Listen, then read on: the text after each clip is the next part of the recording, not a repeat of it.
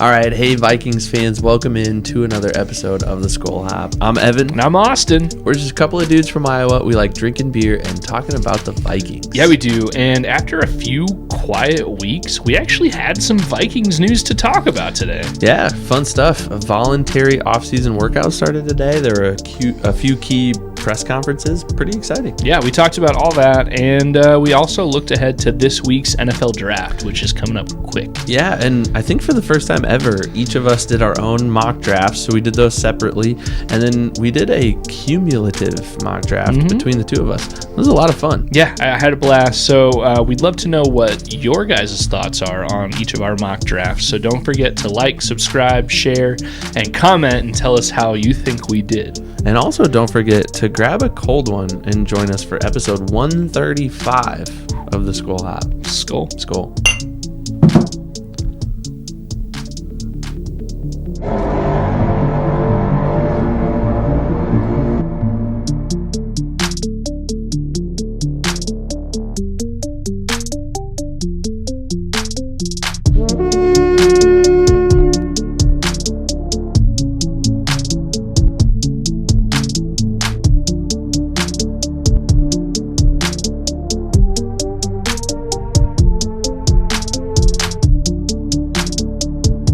All right, we just want to say thank you to show sponsor That's Badass Wood Art for sponsoring today's episode.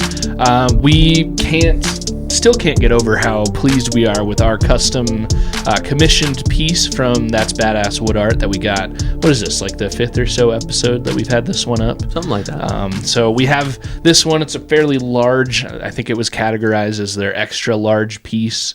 And for a while we were showcasing probably one of their smaller 12 by 10 or so pieces that said Skol on it. If you think our centerpiece looks cool, even if you're not a Vikings fan, which if you're not, you're probably not here. But if you think that's pretty cool, go ahead and check out their website. That's badasswoodart.com. And just scroll and peruse all of the awesome things they have, all kinds of sports references, TV, pop culture, all kinds of references. And you could even have a custom piece commissioned like we did. If you're willing to wait for the time that it takes to get such a crafted piece put together. And if you do decide to make any order, one that's on their site or a custom piece, go ahead and use our promo code, which is SKOLHOP, SKOLHOP, all one word, and that'll get you a 10% off discount, which is actually pretty sweet. Some of the pieces there's a wide variety of pricing on those pieces, but they're all competitively priced, I'll say. But yeah, 10% off it can get you a pretty good discount. So go ahead and check them out. Thank you. That's Badass Wood Art. Yeah. And just quality woodwork too. My that's goodness. just what I would point out. Like, I've done a little bit of woodworking myself. I do not claim to be an expert. I've built a few things. They're still together and they're still functional. This is more than just a functional piece. This is something awesome to look at, and it's become the centerpiece of our set. So we would highly recommend them, and we can testify to the fact that they do good work. So thanks. Absolutely. Appreciate it. All right, Ev, what are we drinking tonight? Well, this might be the first time we've ever had a non-beer on the episode. I don't know. Were you looking at that earlier, trying to figure out if we've ever had a non-beer? I was, yeah, and I was also trying to figure out if this is actually a beer or not. I don't know for sure. But this caught my eye when I was at the grocery store today. We'll just tell you what it is, and then you can make up your mind, and maybe the folks that made it could tell us a little bit more about it too. This is Adventurous Brewing's Puree, and on the can it says strawberry, marshmallow, and banana smoothie seltzer. So it's not a beer.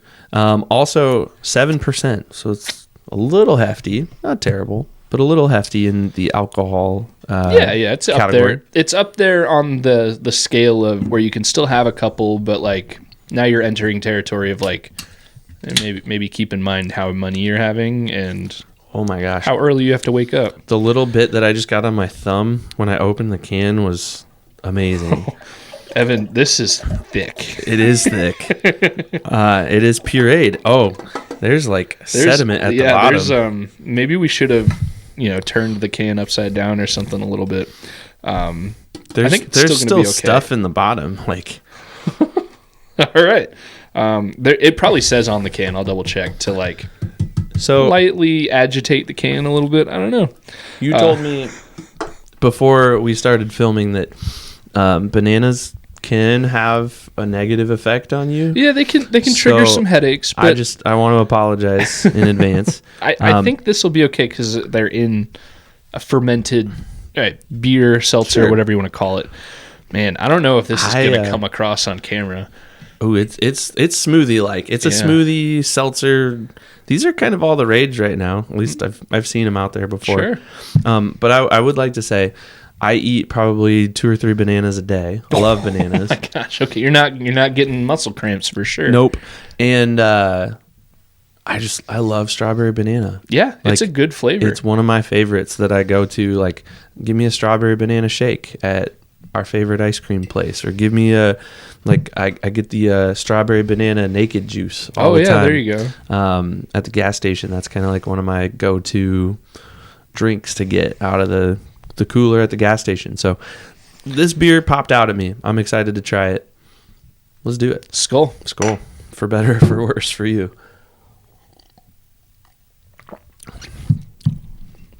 I like that a lot. It's different. It is thick. It's thick, yes.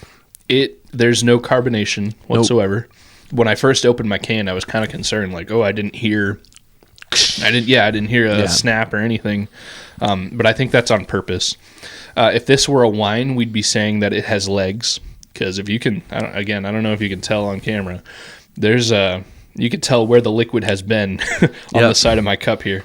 It is thick, but my goodness, it is a strawberry banana smoothie. I will say the alcohol is very present. It's got a bite. It's almost like a fruity cocktail type thing. Yeah, and it I don't know. I'm not turned off by it necessarily, but it's just, I guess I'm so used to drinking like a strawberry banana smoothie or something that like I'm just not used to having alcohol. I don't just take a shot of vodka or something and put it in there. But it kind of reminds me, I mean, it's no secret, I like going to all-inclusives. It kind of reminds me a little bit of those fruity, like tropical beverages that you get that absolutely, I mean, if you're into that, can have an alcoholic vibe to it. And I really like this a lot. I would think if I'm hankering for a fruity cocktail type thing, I'd reach for one of these. I don't know. I feel like if you mix this with ice and blended it and made it like an actual like ice cold chunky smoothie, you could totally have something there. I like it a lot. Adventurous. This is a very adventurous beverage, and I'm glad you got it. Thank you, Ev. Yeah. Well, let's enjoy and let's talk about the Vikings. We're T-minus like 3 days until the draft. Yeah. So we're getting up there. Yeah. Hopefully, listener, you are listening to this prior to the April 23rd NFL draft. We are recording this on the evening of Monday the 20th. So yeah, you've definitely got time. This will probably come out. Like you do a good job of getting these out pretty early on Tuesdays. So yeah, we've got some time to get our last minute draft thoughts and opinions and hopes and dreams and all that kind of stuff out before the actual draft happens. I usually listen to our episodes because I'm, crazy like that and egotistical. I think that's the word I'm looking for. I listen on my own podcast. So maybe I'll wait until after the draft to listen back to this episode so that I can be like, oh, Evan said something super smart and I was super dumb there. Just like, oh, I can't believe how right we were or how wrong we were. I'm excited to talk about all this. Yeah, should be good. I will say I'm probably less studied than you are in all of this. And I think we both would admit that college football is just not at the top of our list in terms of things. We'll watch it. We enjoy having a beer and watching a game, but it's a good product. It's just not something we follow as closely as we follow other things like the Vikings. And I've said before, I'm a pretty big Hawkeye fan, but also like I'll be upset if the Hawkeyes lose a game, but it's not going to ruin my weekend. Whereas like a Vikings loss, it affects me more than it should as a 35-year-old man. But I do like college football. But again, it's not something I'm as invested in as the NFL or the Vikings or anything. So that leads us to not being super knowledgeable on a lot of the even big name draft picks that are coming in. Usually you and I, we watch enough ESPN and scroll enough Twitter that we pick up on the big names. The Fernando Mendoza and the Jeremiah Loves. Yeah. Yep. And then I notice for me every year I pick up on the big names and then also the one or two or three or four names that people try to connect the Vikings to every year. Mm-hmm. This year it seems to be Dylan Thieneman, and it's like every mock draft has him, so much so that I didn't start seeing other names mocked to the Vikings until the last few days, and it seems like a trend that's like, man, everybody says Dylan Thieneman to the Vikings, let's try something different, Mm-hmm. So or Kenyon Sadiq, I think that's the other big name. Yeah, both Oregon guys. But yeah, this year it seems like the Vikings are pegged into one or two different names, and we, kind of tipping the pulling back the curtain a little bit. You and I both did a mock draft each prior to recording here, which we'll go over a little bit later. And I think we're gonna do a on show mock draft just to kind of see how it plays out. And Thieneman's name may or may not come up in those mock drafts, but it is interesting to kind of get in those simulators and see oh, this is interesting to see how this falls. So we'll get into that a little bit later. But before we do, Evan, today was the first official day of the Vikings off-season programs. So I don't know if they've actually gotten on the practice field today, or if it was more hey, come in, check in. I guess I didn't see any Twitter highlights. I saw a few social media, players walking into the facility kind of thing, reporting for duty, back at it again, stuff like that. Yeah. And importantly, what's happening right now for the Vikings and other teams that have started their programs, this is the part where it's voluntary. Usually ESPN and stuff like to make a big deal out of some of the names that don't come to their team's voluntary workout programs. But for me, it's really not a big deal. There's some names sometimes that I would think, oh, why isn't QB1 at the program? Or why isn't, this big name free agent that the team just signed that needs to be involved with the team at the program? Stuff like that. But a name we'll end up talking about is Jonathan Grenard. He's been talked about in trade rumors since the season ended. Depending on what you read and believe, the Vikings are trying to get rid of him or they're trying to keep him at all costs. It seems like he wasn't at least the first day of these voluntary workouts. Some people are blowing that way out of proportion. Maybe you are. I guess you and I haven't talked about that name. But for me, that's not much of a big deal. I don't think he has any workout bonus tied into his contract that he's missing out on money. I trust him to be in shape and ready to go, assuming he is a Viking this year. I would have been concerned had Justin Jefferson not showed up, just because he seems to be a true captain for the team, a face of the franchise. And as we saw in a press conference today, Justin Jefferson did show up. He was there today, which is that's encouraging. But had he not, I would have been concerned. Had he not showed up, I would have kind of looked into a little bit, but not ultimately been too concerned. Well, I think with a player like him, it could have been as simple as something well, I had something else going on. I had a family commitment. I don't know. It's totally voluntary, right? Of course, he's the type of guy that's gonna do whatever he can to be there and put the team first. And that's what we appreciate about him. I've seen a few things about him, just man, he's just so mature and he's so he's just a consummate pro, And I hope that we continue to get that version of Justin Jefferson. I hope that relationship doesn't sour. I like that. Yeah, it didn't really. Don't you feel the weight of the stuff, though? Yeah, we're talking about our smoothie cans here, and I'm trying to get the last little bit out of my can. Maybe I'll just hold it like this and let it slowly drip in. But yeah, there's definitely still sediment at the bottom. I think I've got most of what was in mine. But yeah, talking Justin Jefferson again, it's encouraging to see the face of your franchise show up for these voluntary workouts. I don't know enough about his contract or really any player's contract to know who specifically has money tied into showing up for these. Because I know, like, when you hear a player has, like, oh, this portion of their contract is workout bonuses, it's this time of year that they're talking about. Like, hey, it's technically voluntary, but you get a bonus in your contract if you do show up for this. And I don't know that Justin Jefferson does or does not have that. But either way, he's supposed to be the North Star, the true leader of this team. And anytime you can say the true leader of your team shows up when they don't necessarily have to, that's always a good thing.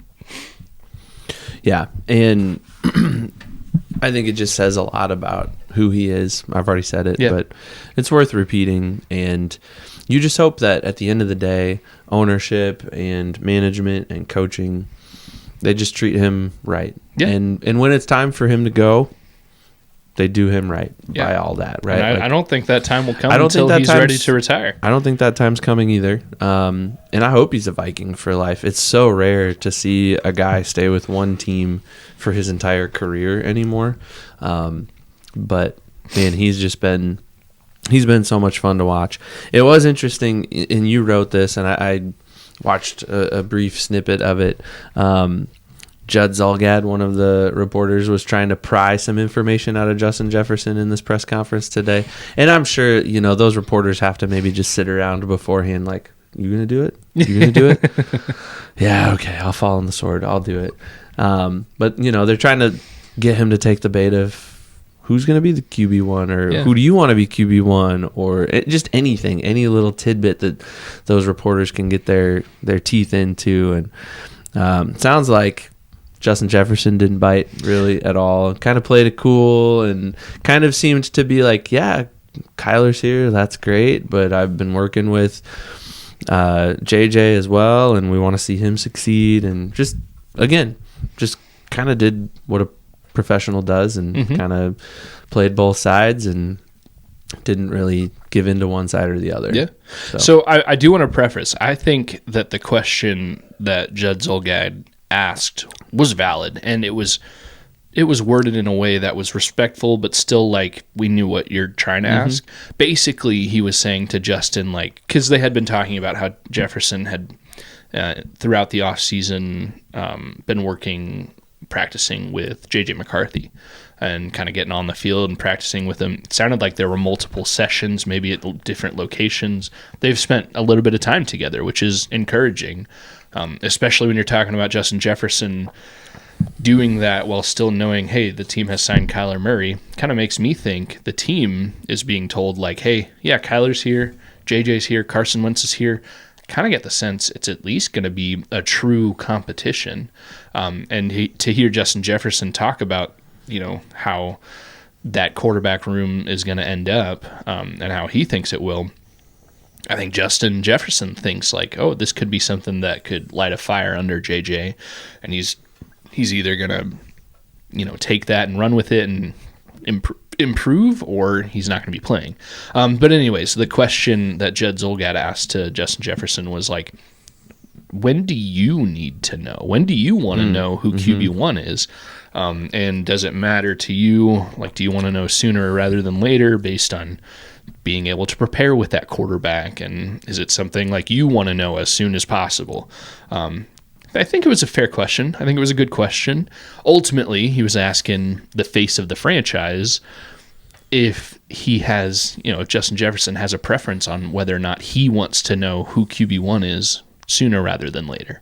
And Jefferson, like you said, kind of basically said like, I want to work with all of them.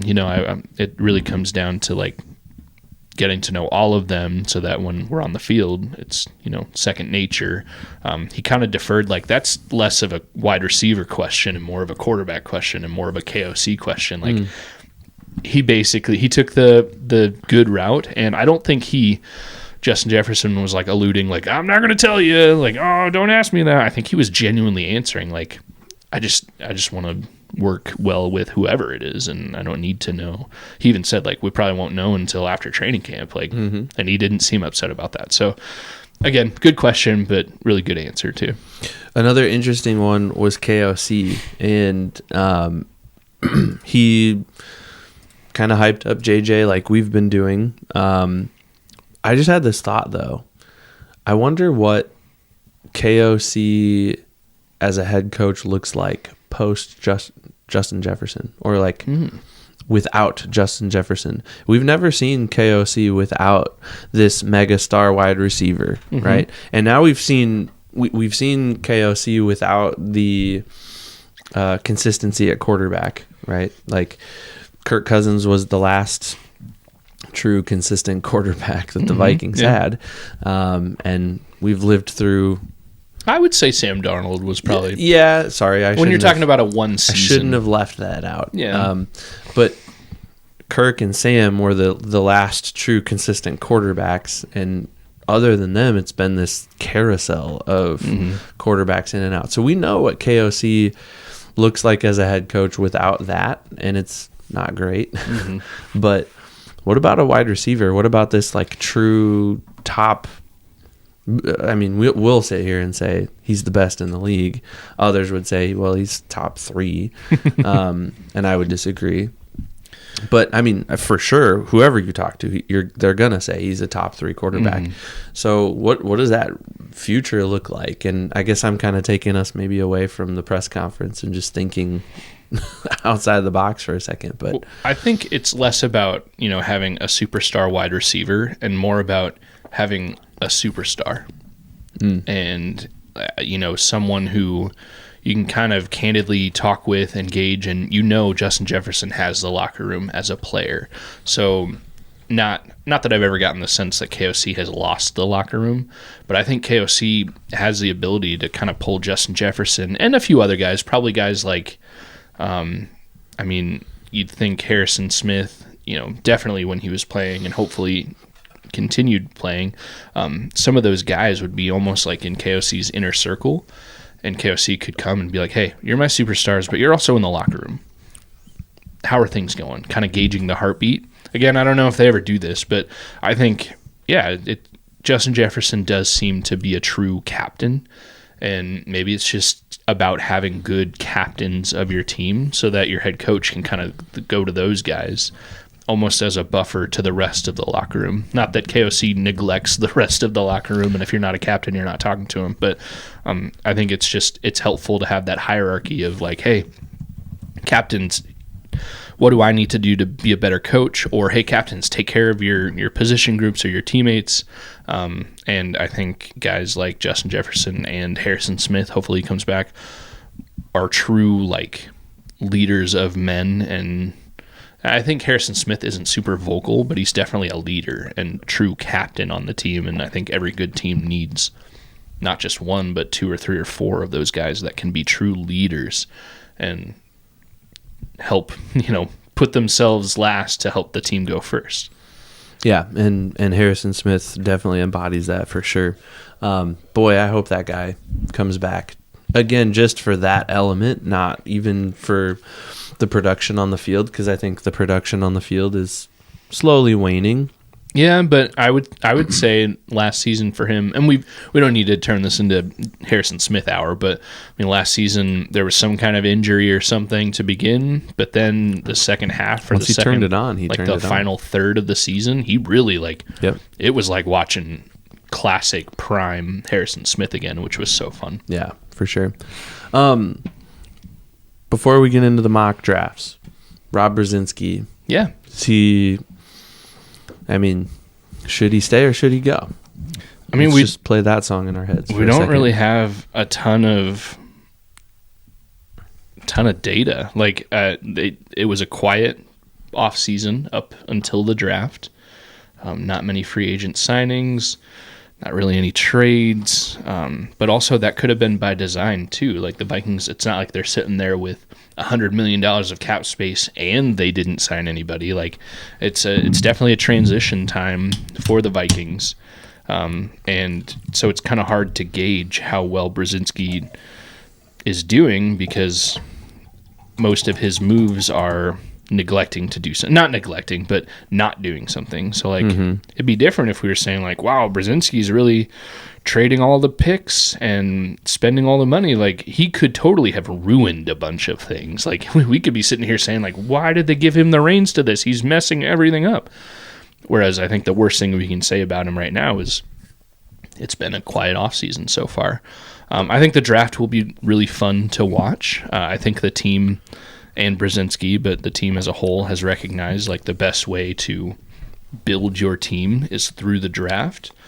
Free agency should be a good seasoning to the rest of your roster at points where you may or may not need it. But the draft is the lifeblood of every good, solid team. And I think that's been mostly their focus. There may have been opportunities to make moves or sign guys or trade for or away guys. But they've kind of kept it safe, and I'm okay with that. I think the core of this team is pretty good. So I don't know. We'll see how the draft goes, and we'll see what the team thinks of him after the draft. I still think there's a chance Brzezinski doesn't want to be the GM. I think he's okay with being the face and doing the duty when it needs to be done. But I think there's a chance he's like, hey, I've done it. Now let's go find another guy so I can go back to what I'm really passionate about, what I really want to do, and that's, being the executive vice president of the team. So I think no matter what, this team will be in better hands, whether he's the GM or not, within a month or two whenever they do make that final decision. Interesting. What do you think? Do you agree? Do you think he should get it, not get it? I just haven't seen enough yet, Yeah. and I think the draft will tell us a lot. I think if he has an A-plus draft, and it's so hard to know that when the draft is over because you just don't know how these players will materialize. I'm going to do it. There's a Moneyball quote that I have to drop, right? They're sitting in some kid's living room, the scouts are, and they're, actually, no, it's not that. It's, I think, what was it? Billy Bean was arguing with one of his scouts. He said, I sat in those living room with you as you're telling the parents, like, when I know, and with your kid, I know, and you don't, right? And that's kind of where we're at with the draft. Like, we just don't know yet. Yeah. And we won't know probably until at least the 26-27 season is over, and even then it might not be completely fully known if this draft was good or not. We're sitting here still 5 years later talking about Kwesi's first draft, 4 years later. So, which we, to be clear, we knew pretty quick that draft was garbage. And honestly, though, a week after the draft, we didn't know it was going to be as bad as it ended up being. And I guess that's the point I'm trying to make. Like, we could sit here a week from now and be like, oh, that draft was amazing, and then that draft actually sucks. Yeah. But, we said the same thing about JJ getting drafted, right? JJ McCarthy, that is. Like, yeah, awesome, quarterback of the future. That hasn't materialized yet. Not in the way we want it to, but I still think the door's not slammed shut on that one yet. We're still holding out hope, but boy, when you basically redshirt your first year in the league and then you come out and lay an egg like he did and do a bunch of dumb stuff like, make yourself meme worthy basically the whole season, that puts a damper on things when you are a top 10 quarterback. Top 10 overall pick. Yeah. So I think there's a lot to be seen. And I don't know. I don't really have enough intel to read into Rob Brzezinski. Does he want to stay? Does he want to go? I don't know. I would say, from my perspective as a fan who doesn't really get into the front office stuff too much other than when we talk about it here, he seems to be doing a fine job. I don't see any problem keeping him as the GM, but I understand that it's a business, and if you're not good at your job, that's why Kwesi got fired. Yeah. He wasn't good at his job, or at least not in the way we needed him to be good for this organization. So I think my sentiment with Rob Brzezinski is pretty simple. It's his job until he loses it, if he wants it. Yeah. So, I mean, I don't think this is a super hot take, but I genuinely would not be surprised if the team, after the draft, sometime in the next handful of weeks, came out and said, like, hey, we are going to roll with what we have for now on an interim basis. and then fully evaluate and then maybe make any changes if need be after the season. I think we could be looking at a year of Rob Brzezinski in an interim role.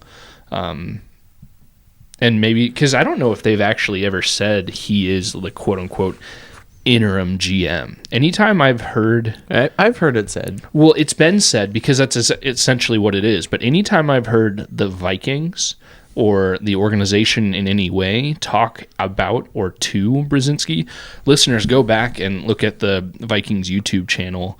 There's been a handful of times Brzezinski has talked to one of the team reporters or been in a press conference, and each time they introduce him as executive vice president Rob Brzezinski. It's not interim GM, and I'm going to pull this up right now, and it really doesn't matter too much because he is the interim GM regardless of by function, maybe not by title, but yeah, that's the function he's performing right now. Anytime he is talked about, see, in this press conference video on YouTube the Vikings put out today. Executive Vice President of Football Operations. Yeah, they introduce him as the EVP. He's a couple of times I've seen him with, who's the reporter? I forget her name. She's really good.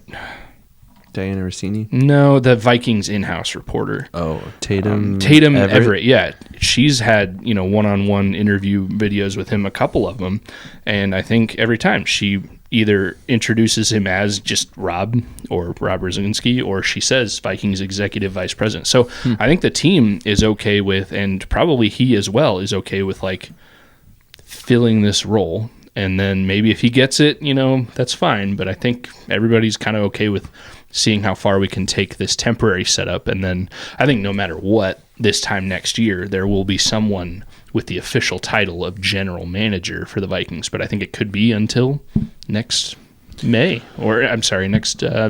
February time. Well, and you got to wonder, too, if the Wilfs are feeling the pressure a little bit for a few reasons. Number one, they haven't been to the Super Bowl yet as owners. Nope. Which Red McCombs didn't go to the Super Bowl when he was the owner. Yeah. But it's been a long time. I mean, it's been before we were born that our favorite team was in the Super Bowl. Mm-hmm. So there's that pressure that's just inherent with this organization. But then you have a different sports organization in a different league who's under a ton of pressure by the fans to sell the team. Mm-hmm. The poll ads are constantly under fire for hanging on to the Twins and continuing to just seemingly mismanage the Twins. And I just don't even pay attention to the Twins anymore. Whatever. If I'm going to follow baseball, I might kind of rally behind the Cubs because they seem to have some momentum behind them. But the Twins, if they win a couple games, good for them. If I get a chance to go to a game, sure, I'll get a few beers and some popcorn and have some fun. But it's not going to become my obsession. Mm-hmm.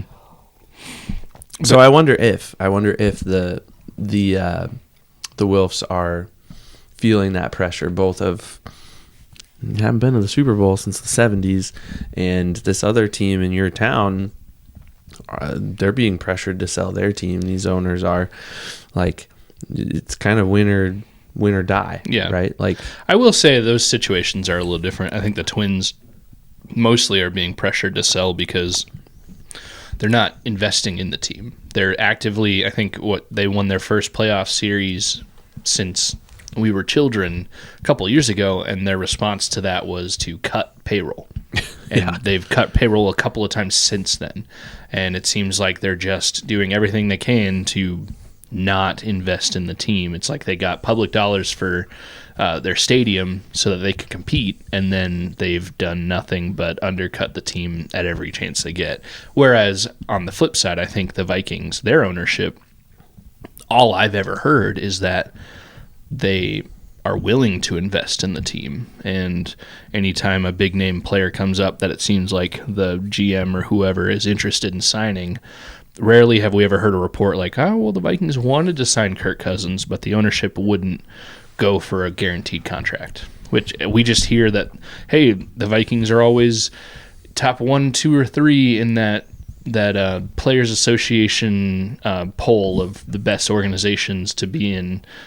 They provide great facilities and they build great stadiums, and we've only ever heard good things, publicly at least, about the Vikings ownership as owners. I don't know personal lives about them, but I think there is a major difference. I think Twins fans, which you can only count me as a Twins fan in the playoffs if they ever make it there, but I think Twins fans are frustrated because it feels like the team has no hope and the owners aren't doing anything. Whereas Vikings fans feels like, man, we're always almost there. And the owners are doing stuff. Like they do sign the players. They do build the facilities and stuff like that. So there is a difference. But yeah, I mean, eventually you gotta win.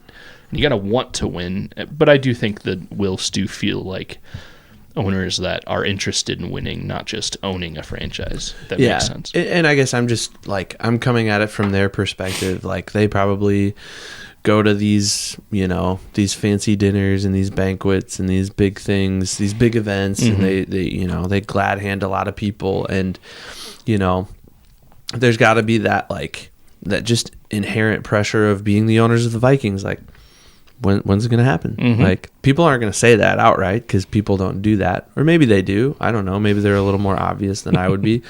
But, like, I don't know. There's got to be that pressure, and there's got to be that, like, well, people are pressuring the poll ads to sell the Twins because they're not winning. And I understand there's some other dynamics at play with that organization, and it's definitely ownership that are responsible for that. And I'm not saying that the Wilfs are responsible for that, but like, I mean, I would never want to get to a point with this franchise that the owners are under fire for stuff like that. And I think fortunately for us as fans, we don't have owners like that. We've got owners that are committed to doing whatever is best for the team, including but not limited to finding the right GM, finding the right head coach, and treating their players right. Like, I would venture to guess Justin Jefferson has those guys on speed dial, and he can call Mark or Ziggy whenever he wants, and vice versa. Like they're on a simple phone call basis. Like, oh, hey, what's up? How's it going? So. Well, and to your point, I think the simple act of actually going through with the firing of Kwesi right as his contract extension was about to kick in is enough to show that the team wants to win. And even if it's an expensive decision, if it's one that they think is best for the team, they're going to make it. And that should be refreshing, because we've seen teams and organizations where if you're a fan of it, whatever sport it is, and your owners just, if you've lost hope in your owners like Twins fans have, it's such a demoralizing feeling because you don't think, oh, my team has a chance. I think as Vikings fans, every year, even now, we think, hey, I mean, we legitimately could have a chance this year. It always feels like that. And that's one of the most frustrating things about being a Vikings fan, because then you have a season like this and you're just like, even towards the end of the season, we were still kind of in it, and then we weren't. And but all that could change if we get a good draft, we get some good players in.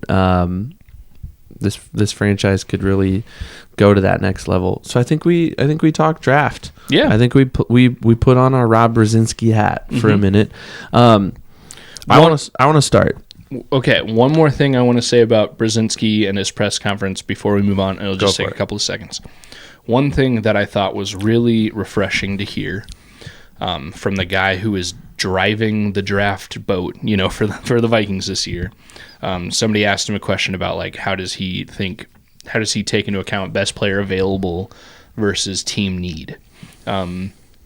And he had a really good answer. I'm going to butcher it, so I'm just going to kind of describe it. He basically said, like, well, you'd want to draft best player available every pick, every time, no matter what.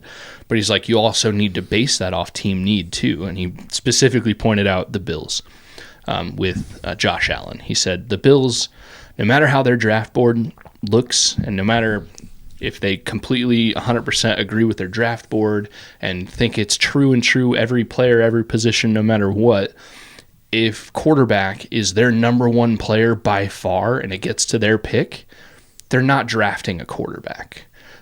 Maybe they trade down, maybe they pick the second best player on their board, but that's where because they're not drafting a quarterback because they have one, and they have a really good one, an MVP level one. Mm-hmm.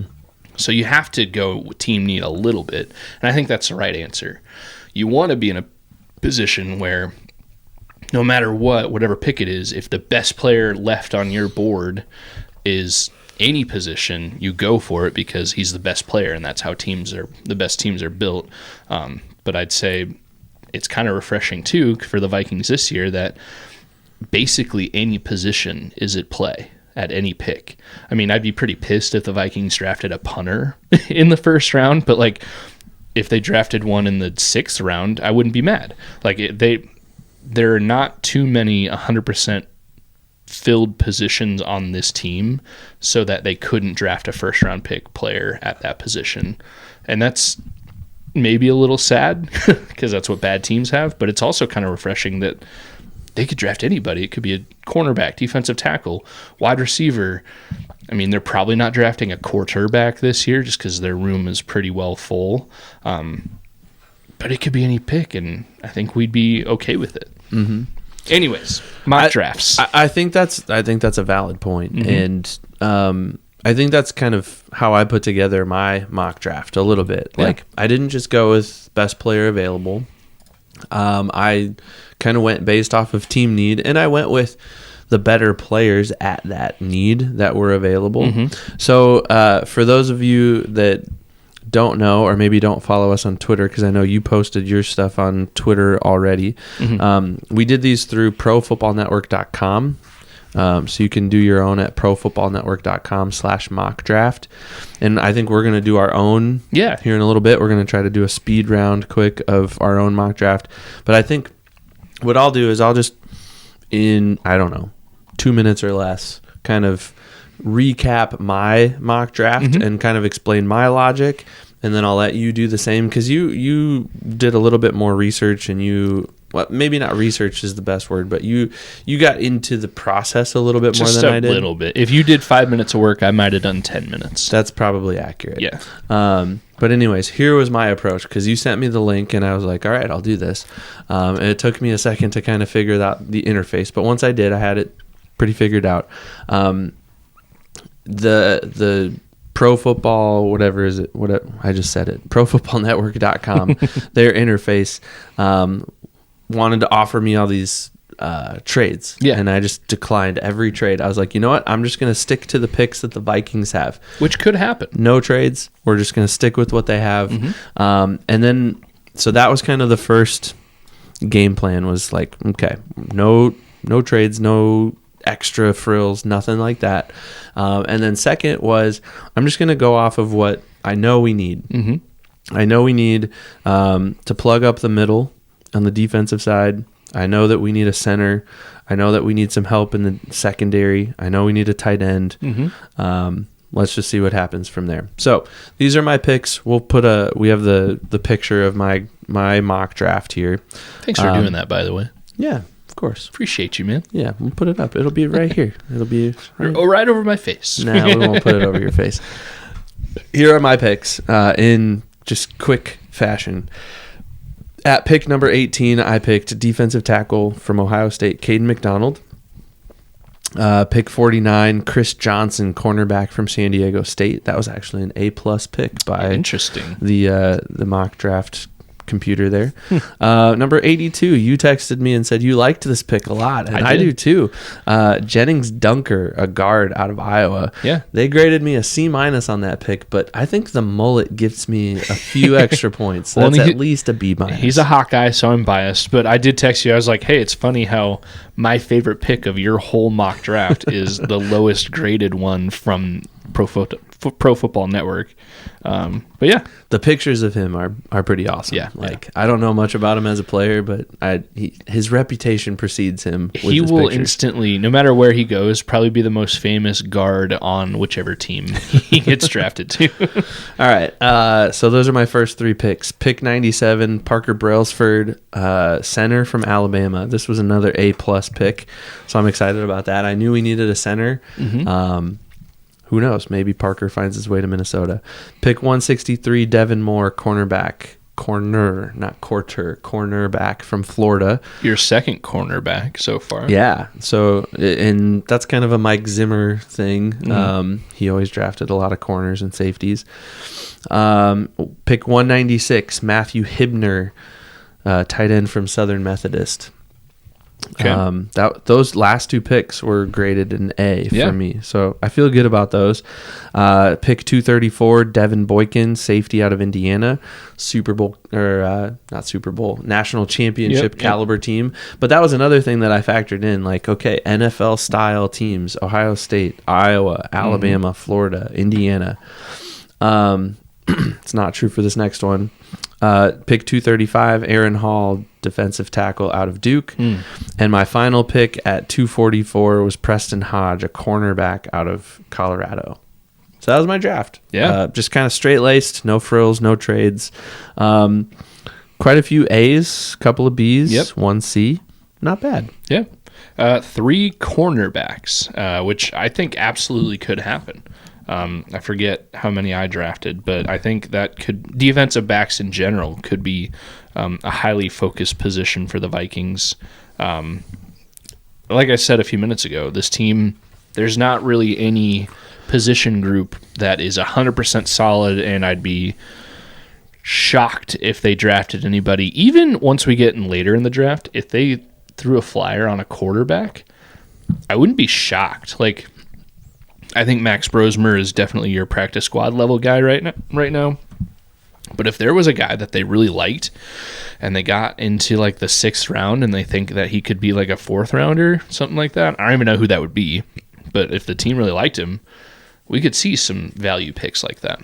But yeah, I liked your draft. I liked the idea of no trades. I definitely made some trades just because I did evaluate some of the offers that came up in the simulator as my mock draft was going. But yeah, what would you say of yours is probably your favorite pick? Maybe one that is most likely to actually happen. What are your thoughts? I like the Parker Brailsford pick, the center from Alabama. I felt good when I saw the A+ rating next to that. I'm like, okay.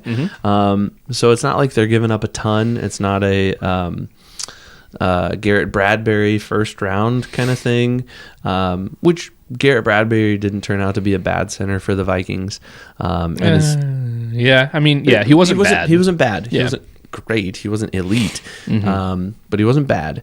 And so I think the price tag is just right there. It's a 4th round pick.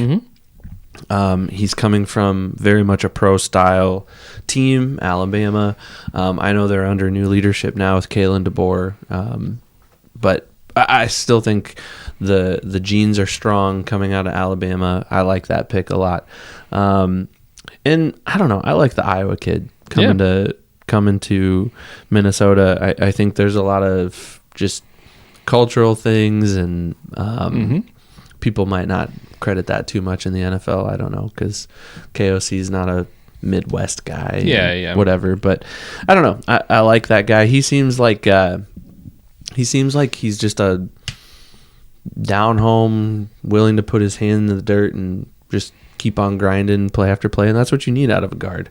So even though they graded me a C- on that pick, I'm still going to give myself a B at the very least because of his mullet. And then I don't know, maybe his play will maybe that's a little too high to pick him. Maybe the 3rd round is too high to pick him. I don't know. I will tell you this. Jennings Dunker is a guy that whenever he gets picked, I have 31 chances for me to go, oh, dang it. Like, what a bummer. I've wanted my team. And then 1 chance for me to be like, oh, heck yeah.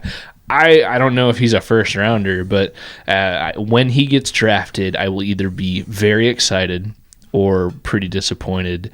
And then that unless he gets drafted with the Vikings, that mood will move pretty quickly. But he definitely is probably one of the more famous, like, non-first round picks that I know of in this draft, and maybe that's just Iowa bias for me. But I would be very excited. I would probably seek out to purchase his jersey just because he seems like a funny dude and like a cool guy to root for. And that one. Could you grow out the mullet too? So if I grew out my hair, it naturally grows into a mullet, and that's why I always have it buzzed or bald. I don't wear a mullet well. Jennings, he wears it well. He's also a redhead, right? Yeah, he's a ginger. So maybe that adds to it. I don't know. He seems like a fun dude, and like I said, no matter where he goes, he will instantly be probably the most enigmatic, the most famous guard on that team, at least for a little bit.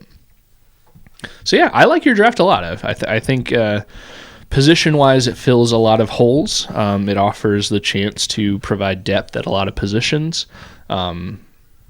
I don't know. I think it's probably true the Vikings will probably end up drafting a tight end. They probably need one. For me, I've got a lot of faith in Hawkinson. I don't know how much they need to put into drafting one, but in the 4th or 5th round when you got Matthew Hibner, I think that's a solid spot. But yeah, overall, I give your draft a really good grade. I think B+ is a very fair grade. I like it a lot. Yeah, I thought so too. You took a little bit of a different approach to your draft. It seemed like you were willing to take those trades that were offered and maybe stockpile the picks a little bit more, because I think I ended up with 9 picks, which is what the Vikings have. You ended up with, like 11 or 12 picks? 12 picks, while also gaining some future picks. 2 more picks, a 2nd rounder and a 3rd rounder in 2027, so the following draft. Yep. So yeah, it wasn't necessarily my goal to gain as many picks and take all the trades. You'll notice I didn't trade up at all. I just, as the pick came up, if there were trades offered, I definitely weighed the pros and cons of taking that as if I was the business, trying to see not just this year, 2026, but the future of the team. And truthfully, in taking trades, I was kind of thinking, the last few Kwesi drafts, if you go back a couple episodes of the Skol Hop, I think when I was talking to Dustin Baker, he said something about how the biggest downfall of these Kwesi drafts that have been worthless is that your team gets really old really quick because they don't have those 22, 23, 24-year-old guys completely coming in and performing well. Usually the good performers, if they're not draft picks, they're free agents or older guys that have come in. So in taking trades, I kind of took the mindset of like, well, the last few drafts haven't been great, so let's kind of bolster this draft and help the future drafts to be able to correct that foundation of not many young players, homegrown, being brought into the organization. So with the first round, the pick came up at number 18, and one of the offers for a trade was with New England, and it was to move down. It was to send number 18 to New England, and in exchange, the Vikings would get the 31st pick, still in the first round. They'd gain a 2nd rounder, the 63rd pick, and then a 2020, I think this says 2026 3rd rounder.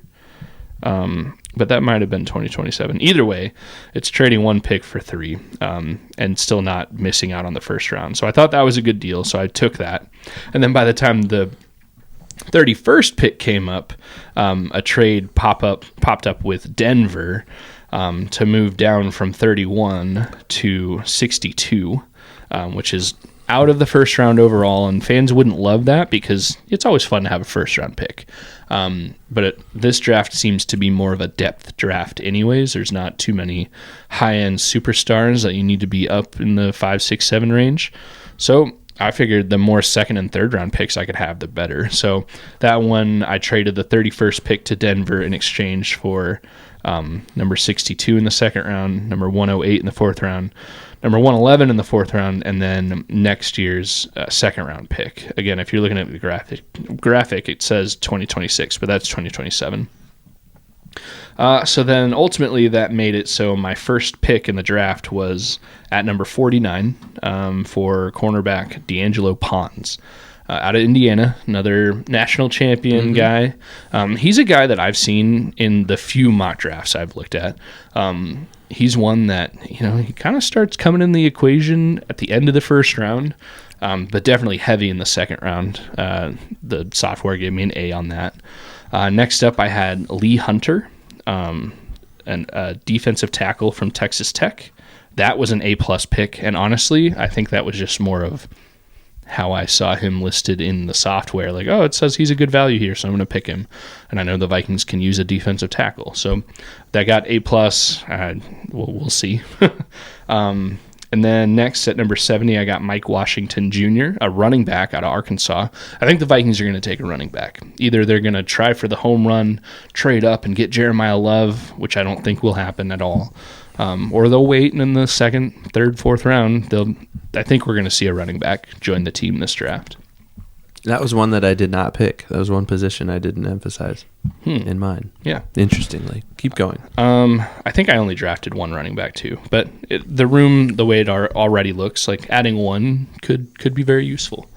Next up at 82, a center, Connor Liu out of Auburn. And he's a name. There's like 3 or 4 centers that I've heard their names that will be joining teams. Liu is one. The Iowa kid Logan Jones is one. The one you drafted, Brailsford out of Alabama, was one. And there's 1 or 2 that I've heard their names. I think the Vikings are going to end up with at least one of those guys. That got a B+. At pick 97, I took wide receiver out of Notre Dame, Malachi Fields. I wouldn't be shocked to see the Vikings come away from the draft with a wide receiver. You can always use good wide receivers, and who knows what Jordan Addison is going to be with this team, not necessarily this coming season, but in future seasons too. At 107, I took another center, Logan Jones out of Iowa. That got me a C grade, but I do think that offensive line is going to get some attention in the draft, 1 or 2 to 3 guys, and they might be centers, but they could be guys that if there's any position flexibility, the Vikings like those guys. They like the guys that can move around, and unfortunately, due to injury, the Vikings have needed some of those guys to move around in the last few years. So, plus I'm an Iowa guy, so Logan Jones, bring him home. Next up at 108, I've got Oscar Delp, a tight end out of Georgia, similar to where I guess it's almost 100 picks sooner than you drafted your tight end. But I still think a tight end might come out of this draft. At 111, I got Grayson Halton, a defensive tackle out of Oklahoma. Earned me an A grade. At 196, I got another Indiana defensive back in Lewis Moore, a safety. 234, this is where it was kind of getting really tough in these later picks. 234, I took Eric Gentry, a linebacker out of USC. 235, took a guard out of Arkansas, Fernando Carmona Jr. And then with my final pick, 244, Jeremy Rolder, a Michigan linebacker that friend of the show Forrest would be very excited to root for on all of our favorite teams. So, and then again, I gained a second rounder and a third rounder in the next draft. So I thought it was well thought out. I thought it did a good job of addressing the foundation of the team while bolstering the future a little bit too. What was your favorite either pick or what was your favorite trade? Because you kind of had multiple layers here. So what do you feel the best about? I mean, that first trade with New England to move down from 18 to 31 while gaining a second rounder this year and a third rounder next year. I mean, it wouldn't be the most exciting thing. Honestly, if that exact trade happened, I think a lot of Vikings fans in the moment might be like, oh. But also something I didn't say, in this mock draft, one of the deciding factors in me accepting that trade was the fact that Dylan Thieneman, a guy that has been mocked to the Vikings in at least 90% of all of the serious mock drafts out there, by that time in my mock draft, he had already been selected. So he wasn't even an option. So it was one of those like, hey, seems like plan A is out the window a little bit. I think even Kenyon Sadiq, the tight end that we mentioned from Oregon, he had also been drafted. So the names that I was most familiar with going to the Vikings in the first round were already picked up. So I thought the idea to move not that far down, still be able to get decent talent in the first round, which I didn't know at the time I ultimately was going to draft or trade out of the first round altogether, while also gaining a second and a third round pick was a solid deal. So I'd be excited if that pick, if that situation presented itself exactly the way it was in my mock draft in real life. I think I'd be happy with a move like that, trading back with New England. Yeah. I obviously did not get that involved in my draft, but I like it, and I like how many picks you ended up in your draft. You ended up with, I think, 3 more picks than I did, which you said could be more of a depth draft, so that could be the play rather than like quality. It's quantity, right? And then I don't know. I think you prioritized a running back. I know that that's kind of another interesting conundrum that the Vikings find themselves in right now too, is what we do at that position, because to win games you need an electric running back. You need somebody who can rack up a bunch of yards and move the ball down the field when things aren't happening between your quarterback and receivers. Or at the very least, a solid running game.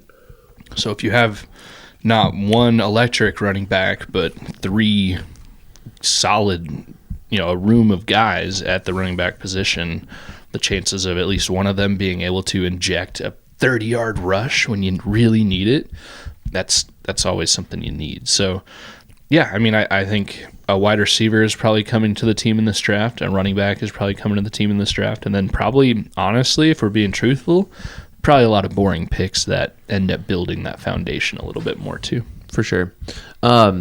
And on the topic of Dylan Thieneman for just a second, I was kind of looking up his stats and trying to research him a little bit more. He played his best ball as a freshman at Purdue. 106 combined tackles, 6 picks for 58 yards. He hasn't come close to that since his freshman year. And that's not to say that he's had a bad career, but he was with Purdue his freshman and sophomore year, 106 tackles freshman year, 104 combined tackles his sophomore year, no interceptions that year. When he made the move to Oregon this last year, only 96 combined tackles, so a little bit of a drop-off, but not a ton. I mean, that's negligible, too. He's a pretty big producer for them, and 2 picks. So a pretty big drop-off in interceptions. But again, interceptions are kind of easy come, easy go. So all that to say, he's experienced. He's got a lot of playing time under his belt. How old is he? I should say at the top of that. He is, it doesn't say. No, okay. Nope. But, I mean, he's only gone through his junior year of college. So he hasn't finished senior year. So, yeah, if 21. Google is to be believed, 21. So I just 22 at the start of the season. I think it's interesting that he has this much hype behind him at this point in his career. Good player, not a bad player by any means, and a player that I would want to see on the Vikings for sure.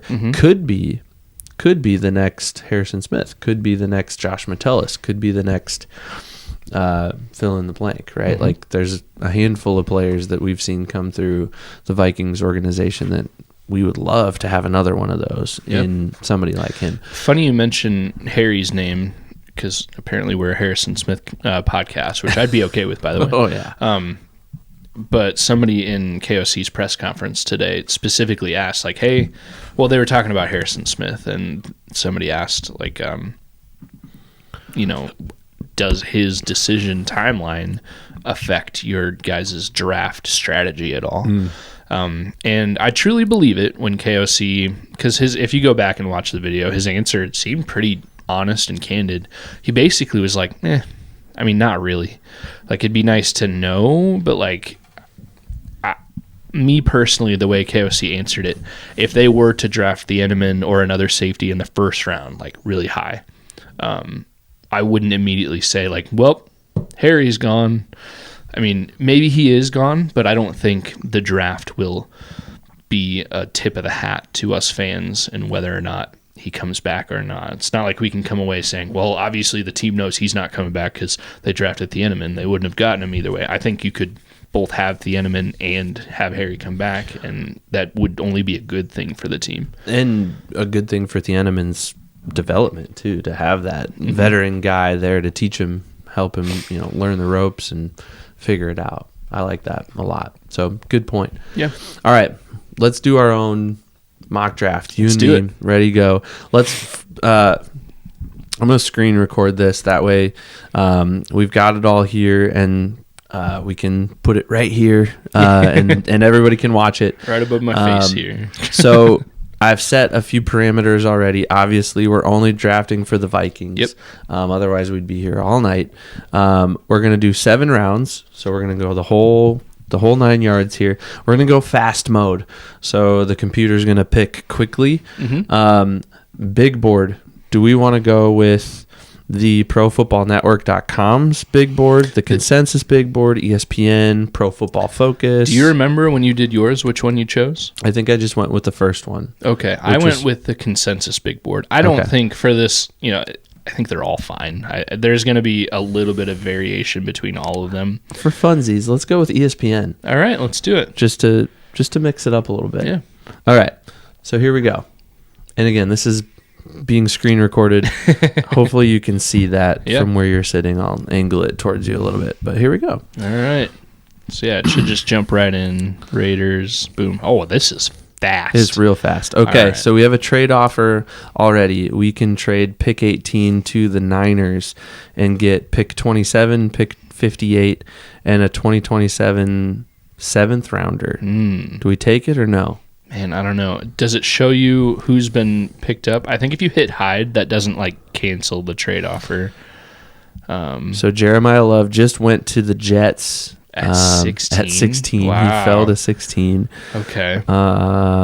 Mendoza obviously went to the Raiders. I feel like that's a done deal.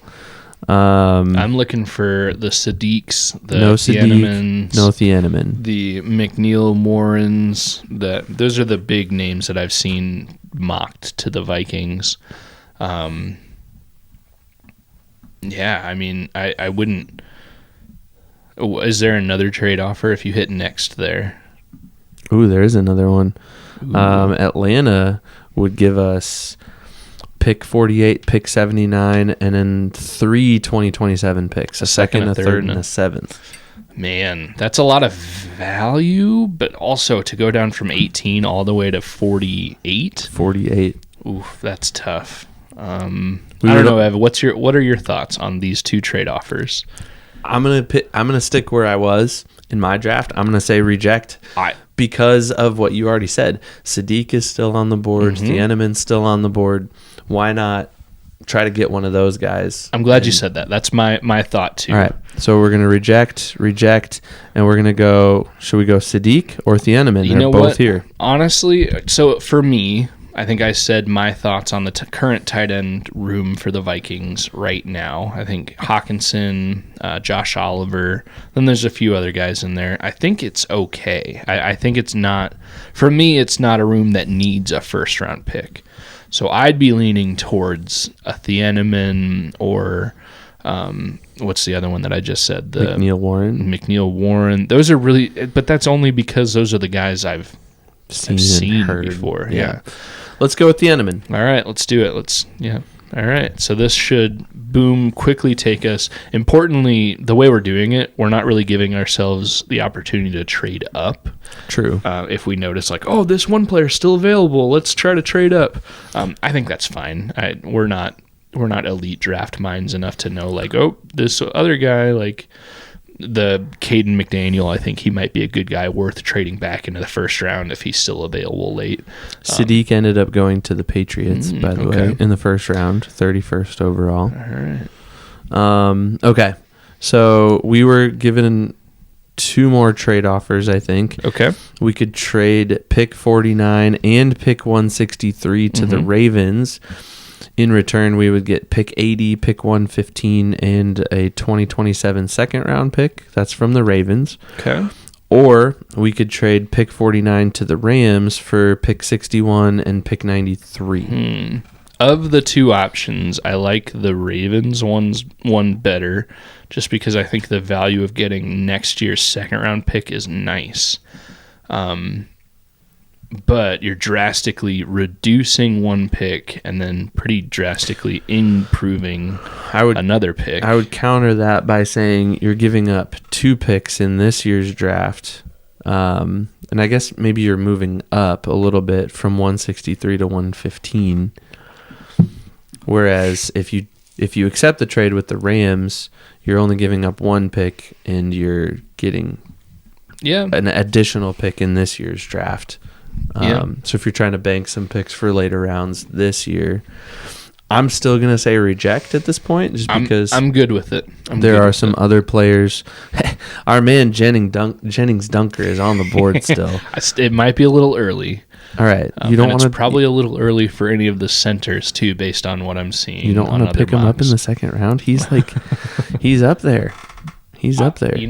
I've seen a lot of Caleb Banks, the defensive tackle from Florida. I know he's the first one listed. He is the best available at this point. I'm okay with that. Yeah, I think that's a good pick. And that's right a there. position we need, right? Yep. We need to plug the middle on the defensive side of the ball. All right. I'm happy with those first 2. What is it? Dylan Thiedemann, Caleb Banks. I think those are very possible first 2 picks for the Vikings with no trades. All right. Another trade here, just the one. We could trade pick 82 and pick 244 to Denver and get pick 108 and a third rounder in 27. I, again, will reject this.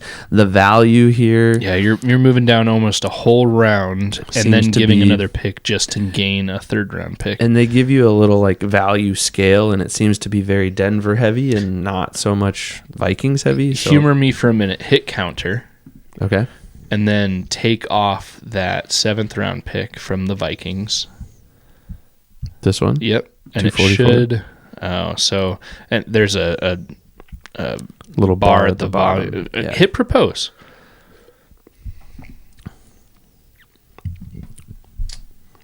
Yeah. So the way it's presented right now, trading the 82nd pick to Denver for the 108th and a third rounder next year, I would do this. I don't think they will. I think if you hit confirm, they'll... Oh, they accepted it was accepted. So I'm sorry, I kind of took over on that one. No, it's all right. We can't I think really there's go a back lot of on value in that one there. That better than it was originally, right? And you had to counter in order to get the value out of it for the Vikings. Not the 244th pick. I mean, that's a 7th rounder. Okay, so now we're at pick 97. Yep. Another trade offer here. Pick 97 and pick 244 to the Colts. In return, we would get pick 113 and a 2027 fourth rounder. I don't like it. Okay. I don't like it because I think now we are entering the territory of those centers. Mm-hmm. I agree. All right, so we're going to reject that. Slaughter was a name I couldn't remember Jake earlier. Slaughter is at the top of the board as a center. And again, remember, we went with the ESPN big board. And importantly, look at the pick right before the Vikings right there. Logan Jones to Seattle, right ahead of the Vikings right there. Geez. But I'd be okay with that Slaughter pick. Connor Liu, was he your pick? I don't your remember. Center? Was he yours or mine? I can't He was remember. mine. I picked him at number 82. So he's available a little bit farther down, but I would tend to say best available center. You hit both, right? Mm-hmm. Best available and it's a need. I'm going to go with him. Yep, I'm with you. All right. We move into round 4. No trades. We get to pick at 108. We could always propose a trade, but that would take a lot of time. This would be a good spot if there's defensive backs, if there's... So Davison Igbinison. I said that wrong. First time I've ever heard that name. Igbinison. I don't know how to say that. Cornerback from Ohio State. He's at the top of the board. Kamari Ramsey, USC, safety. There's a Oscar Delp there. I drafted him in my mock draft at 108. Okay. Literally the same pick right here. So we could take Delp, but we haven't taken a tight end yet. Yeah, Was that a positive grade for you in that one? When I took it, it was a C+, so not really. But that was also based off the consensus big board. I don't know if that's any different with ESPN. Okay. But also, I think ESPN has him listed at 110. So we've taken Thieneman, Banks, and Slaughter so far. While gaining a pick in 2027, right? Yep. So we have a safety, a defensive tackle, and a center. I'm okay taking the cornerback from Ohio State. Best available. We haven't drafted one of those yet. Again, it's that balance between best available and team need. Mm-hmm. I'm okay with that. Yeah, let's do it. All right. We move into round 5, probably. This might be the biggest gap between picks that we'll have. And I had a similar gap in my mock draft. I went from 111 all the way down to 196 at one point. Yeah, we're at 163 now. 163. There is a couple of quarterbacks at the top of the board. Okay. A tight end, Nate Borkacher from Texas A&M. He's 4th down right now. We haven't picked a tight end yet. You got some cornerbacks. You got some edge rushers. We don't really need an edge rusher. I don't know. I'm thinking maybe the tight end from A&M. Let's do it. All right. And we move on. Yeah. Now we're into round 6. Here we go. 196. A tackle from Memphis, Travis Burke, is at the top of the board. Safety, Bishop Fitzgerald from USC, 2nd. I see there's a couple wide receivers there at the top of the board. Mm-hmm. I'd be looking like wide receiver, linebacker. If there was a highly ranked, higher than should be here ranked player, either an offensive lineman or a defensive back. Other than that, wide receiver, I really think the Vikings will address wide receiver at some point in this. So there's a couple options there. You've got Caleb Douglas from Texas Tech. You've got J. Michael Sturdivant out of Florida. 2 guys I don't know anything about. I don't know anything about them either, but maybe a listener out there does. Kendrick Law from Kentucky is a little farther down the board. We haven't picked a safety yet. Oh, no, we did. We took Thieneman. Okay, never mind. Okay. Douglas, go Texas for it. Tech. Yep, go for it. That'll satisfy the wide receiver need. Mm-hmm. And potentially. Now we're into round 7, so we're getting down to the end here. Now we have back-to-back picks here. Yep. And that might be it. No, we've got one more at 240. So 3 more picks. 3 more picks. Okay. Linebacker out of TCU, Nnamdi Obiazor. Yep. And I will say at this point, definitely in the final round or 2 of the draft, there you're just looking, throwing darts. Yep. And throwing spaghetti noodles at the wall and seeing what sticks. So here it's really, if there were a trade, you'd almost want to take it, especially if it involved a higher round pick in next year's draft. Caden Weegan is on the board. Oh, really? Yeah, he's got way down here. Do it. Do it. Iowa kid. Returnability for sure. That's it. If you're drafting Caden Weegan in the NFL, you're getting a good returner, and anything else is gravy on top. Should we wait to see if he falls to 244? Because he's projected at 252, I think. And we have the 244th pick. We could pick someone else. He's a little bit farther down the board. Or do we roll the dice and pick him up now? If this were real life, just knowing the returnability, pick him up now. I'd say you got him. If this were a first round rather than a second round pick, maybe you try to wheel and deal that. If he's your guy, maybe you try to trade down a couple of picks. In the 7th round, the risk of losing him is too high. So instead of the reward. Yeah, it'd be different if we knew there's another guy that should be a 5th round pick. I took him. Yeah. All right. Now we get another one here. Some quarterbacks, the linebacker from TCU still, wide receiver, Jalen Husky, safety out of Maryland. We already addressed that. I'd almost go with that linebacker just because the we haven't picked a linebacker yet. So the linebacker from TCU, Namdi Obiezor. Yep, and hope Probably you get a saying that good wrong. special teamer. At best, you get a guy that can spot start some games, and maybe you never know what you get in these late rounds. All right, and then our final pick, 244, cornerback, linebacker, quarterback, QB is not something we've selected at all. Yeah, Not that that's a need. it'd be with one a thing if we full- knew the Vikings loved a certain late round quarterback, which there's no way we can know that. And they did a lot of work in that room. I saw Tyreek Sapp on a mock draft somewhere, edge rusher from Florida. Do it. Just All right. do it. Is that Warren Sapp's son? you I have think? no idea. Could All be a right, well, we cousin. picked him. All right, A minus. We didn't do Hey. too bad. Turkey. High five. That deserves a high five. So we ended up with one trade. We traded with Denver. We gave pick 82 away and got pick 108 and then a 2027. This is wrong. 2027 third round pick. Net value of +7. I like that. I think that was good. We only had one C on our draft, and it was Caden Weegan, interestingly enough. Well, that was the one where he was like 10 lower than Yeah. where we actually got him. But I'm okay with that. Man, a lot of our first 4 picks were all A's. And then we had another A after that and 3 B's and a C. That's not bad. Yeah. We did pretty good. Yeah. I'd be stoked if the draft turned out something like that. Mhm. That'd be great. Yeah.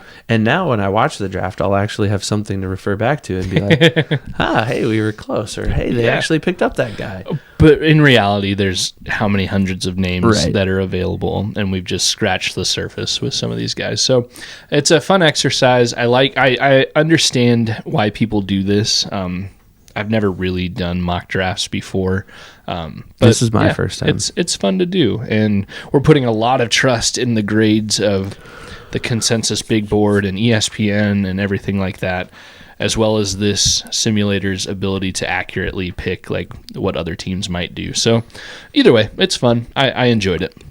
A lot of fun. And I think we should make that a part of our routine from now on.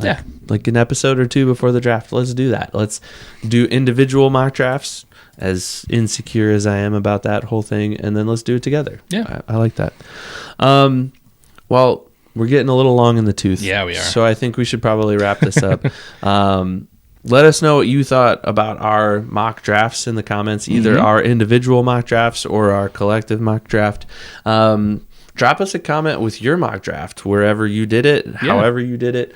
We'd love to see it, compare in the days leading up to the draft. It'd be a lot of fun just to kind of create some conversation that way. And obviously none of us are Rob Brzezinski or Kevin O'Connell or the Wilfs, and whatever happens in 70 some hours, 80 some hours, it's up to them. It's not up to us. And watch, 10 years from now, one of these 3 drafts that we just presented here is going to be just full of Hall of Famers and perennial all pros and all that, and the Vikings will have S the bed yet again. Let's hope that part isn't true.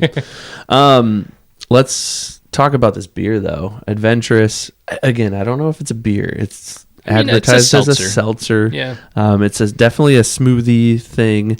Although I wouldn't say seltzer. Seltzer to me is carbonated. Yeah, and this isn't carbonated. However, I really liked this. You liked it. I'm glad. I would say the consistency kind of reminds me of like what is it? Not V8. What's the it's like a naked vegetable juice? Yeah. It's like a naked juice. Yeah, consistency wise. Yeah. But yeah, naked juice. This is an alcoholic. So I probably get a strawberry banana naked juice from the gas station at least twice a week. Oh, nice. On average. Big flex, man. Those are not the cheapest things in the world. I probably shouldn't spend as much as I do on those. Yeah, but you're I'm spending not, like $20 a week on. I'm not going to Starbucks and getting the like super frilly drinks every day on my way to work. That's just every other day. Yeah.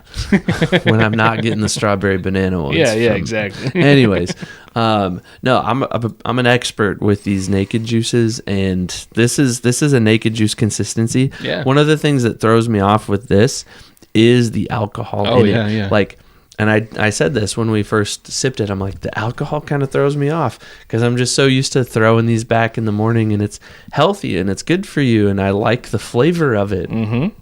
And the alcohol bite in this is just, whew, it's obviously really good because I'm almost done with 2. I like this. I will get this again. I just hope for your sake that your day isn't miserable tomorrow. I think the alcohol content is what's going to save me. It's going to take away whatever ingredient in that banana causes the headache. I think it'll be just if fine. That's not the case, I will curse you. I apologize. I'll text you and like an evil, like, how dare you text. No, it'll be good. I really like this a lot. It reminds me of a nice tropical cocktail that you get at an all-inclusive, or really just anywhere. You could get it anywhere they have a blender. I enjoy it. I didn't think I wouldn't like it, but I like it more than I thought I would, if that makes sense. Yeah, super good. Tell the people, where can they find us elsewhere other than wherever you're watching us right now? Yeah, first off, please, we'd love it if you liked and subscribed wherever you're listening, watching, and share us with your friends or people you don't like. If you don't like what you're watching, share us with everybody, and definitely comment wherever you're watching. Big ones are YouTube, Spotify, Apple Podcast, I think anywhere you find podcasts, but I think that might be messed up right now a little bit. I think it might just be those few places. But yeah, elsewhere we are on all the socials: Facebook, Instagram, Twitter, TikTok, really anywhere. And we love to interact with you guys. So go ahead and comment, like, subscribe, send us an email to theskolhop@gmail.com. If you want to get a hold of us, it is not too hard, and we will probably interact back with you. Frequent interactors, friend of the show Blue, friend of the show Forrest, friend of the show Dustin, friend of the show, I think we can say friend of the show now, Jim at our favorite Devil's Glen Hy-Vee. He sold me these beers / seltzers or whatever they are tonight. And even though he asked nicely, we will not be wearing the Bears jersey more than we have to. So that's definitely a bet losing thing. But I put on my Skol shirt tonight. Yeah. But yeah, if you want to reach out to us, just Google us, The Skol Hop, and you will find a plethora of ways to reach out, and we will probably reply. So let us know. Let us know what you think. Yeah. Well, I think we're at the end here. Yeah. I really enjoyed this beer. It was very different, and I'm excited to get back to a normal beer. Yeah. Maybe next episode, we'll see. But I also enjoyed the conversation, and I'm excited to get back to football. I'm excited to envision what's next with this Vikings team after the draft, and it was fun to look at your mock draft compared to mine and do one together. Mm-hmm. I don't know. It might be the best episode yet. Maybe. Skol. Skol.